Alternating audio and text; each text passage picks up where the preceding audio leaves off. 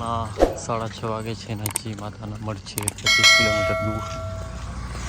Public જોઈ લો તમે. હવે આજે થઈ ગયું છે રવિવાર ને ફાઇનલી આપણને એક એવું કેમ્પ મળી ગયો છે જ્યાં નાવા ધોવાની સુવિધા છે.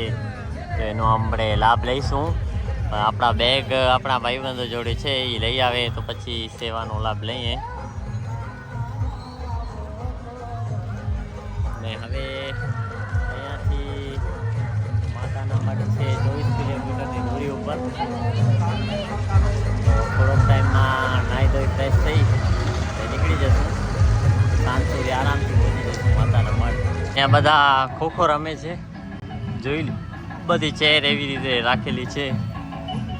અને અહીંયા પણ નાવાનું પ્રોગ્રામ ન થયું કારણ કે પાણી બહુ ઓછું આવતું હતું ને માણસો બહુ ઘણા હતા. હવે આગળ એક સ્વિમિંગ પુલ છે, ત્યાં જઈએ છીએ. આપણે અહીંયા મુંબઈવાળા કેમ્પ ઉપર પહોંચ્યા છીએ ને અહીંયા નાહવાની સુવિધા છે એવું જાણવા મળ્યું છે. તો મને અને પરેશભાઈને નાવા ફાઇનલી હવે નાવાનો એડજસ્ટ થઈ ગયો. કાલે એક દિવસ નાહ્યા નથી, શુક્રવારે નાહ્યા હતા. આજે નાવાનું મળી જાય તો સારું થાય. ફાઇનલી મળી ગયો આજે નાવાનું. જોઈએ નાવાનું છે કે નહીં, કારણ કે કિસ્મત બહુ ભમરાડા છે અમારા. ને આપણા બીજા ભાઈબંધો પણ જોડાઈ ગયા છે ગોકુલવાસના. બીજા પાછળ આવે છે. પબ્લિક જોઈ લે તમે ખાલી. ક્યાં છે? હા, એ બે લોકો તો આવે છે ત્યાંથી, દેખાય છે હાથ ઊંચા કરીને. આ આપણા ઉપસરપંચ છે દિનેશભાઈ, ઉપસરપંચ છે દિનેશભાઈ.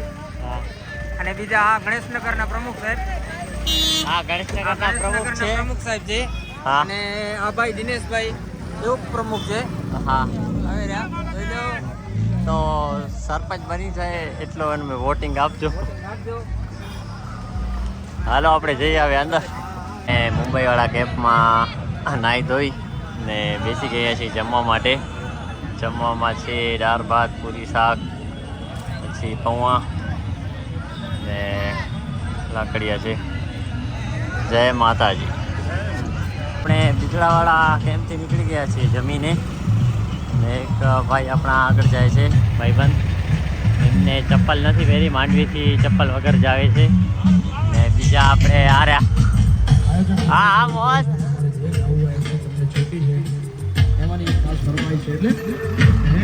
વગાડો વગાડો.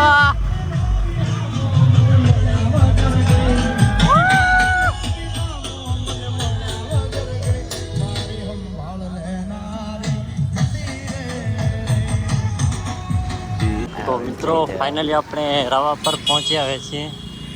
હવે અહીંયાથી માતાના મઢ છે 10 કિલોમીટરની દૂરી ઉપર. આપણા ભાઈબંધો બધા પાછળ રહી ગયા છે. હવે આપણે અહીંયા વડ નીચે બેસી જશું, એમની રાહ જોશું. આ વડ છે, માતાના મઢ છે 10 કિલોમીટરની દૂરી ઉપર. ને પરેશભાઈ આવી ગયા છીએ. પરથી આપણને પરેશભાઈ મળી ગયા હતા. ને બીજા આપણા જે ભાઈબંધો હતા બીજળાવાળા કેમ્પથી, એ બધા પાછળ રહી ગયા છે. હવા પર બેસી ગયા ચાયની હોટલે. ચાય કીધું કે હવે નહીં ખલાય, ચાયનો આનંદ માણીશું. એ હલવાઈ ગયા છે. 2-3 કલાક આરામ કરીશું.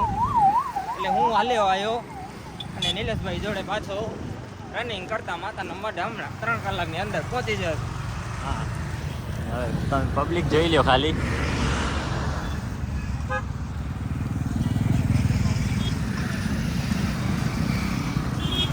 હજી તો માતાના મઢ 5 કિલોમીટરની દૂરી પર છે. ને અહીંયાથી જ ફૂલ ટ્રાફિક ચાલુ થઈ ગઈ છે.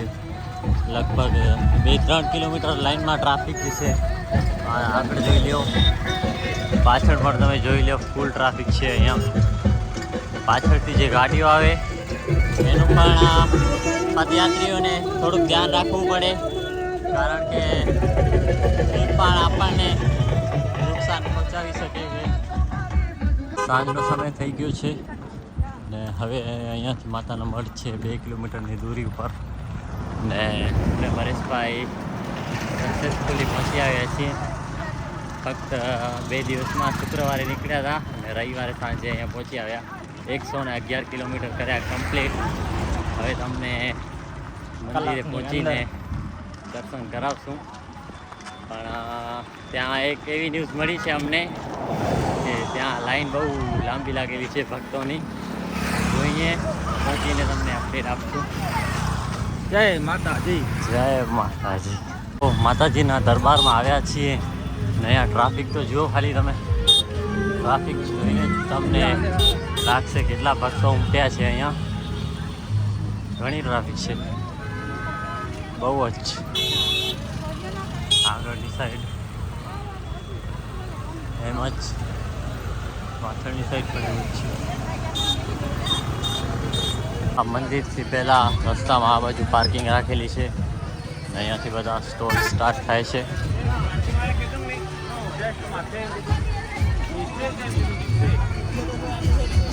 તો મિત્રો ફાઇનલી આપણે પહોંચી આવ્યા છીએ માતાના મઢ.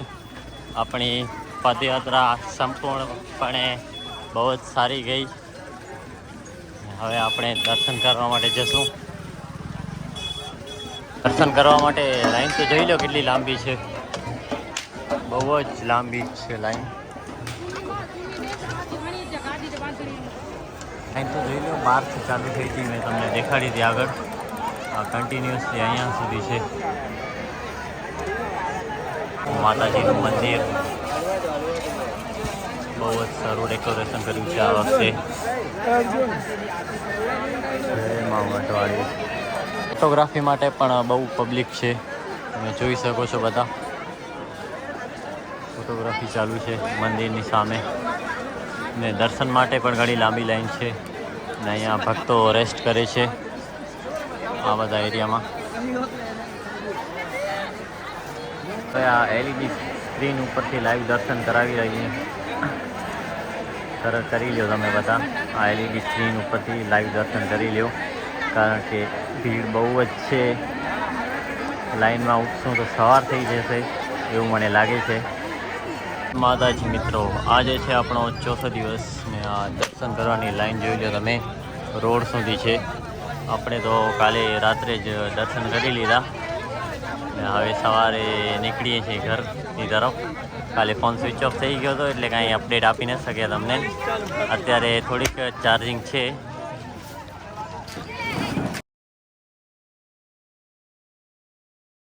જવાનો સમય આવી ગયો છે. અહીંયાથી માંડવીની બસ પકડી લઈશું, 5545 નંબરની છે. પછી ઘરે પરેશભાઈ અંદર પહોંચી ગયા છે. પછી મળશું નવા બ્લોગમાં. લાઈક, શેર અને સબસ્ક્રાઈબ કરી નાખજો. ફાઇનલી બસમાં ચડી ગયા છીએ. હવે જઈએ છીએ આગળ.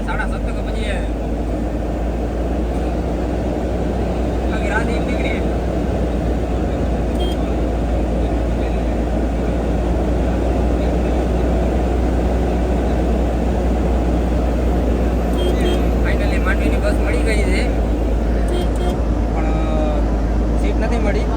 520 રૂપિયા ટિકિટના લઈ લીધા છે. માંડી પહોંચાડે બસ, બીજું કાંઈ ન જોઈએ. ટ્રાફિક જોઈ લો ખાલી તમે. હવે બસવાળાઓ તો હેરાન થઈ જતા આવશે ડ્રાઇવિંગ કરીને.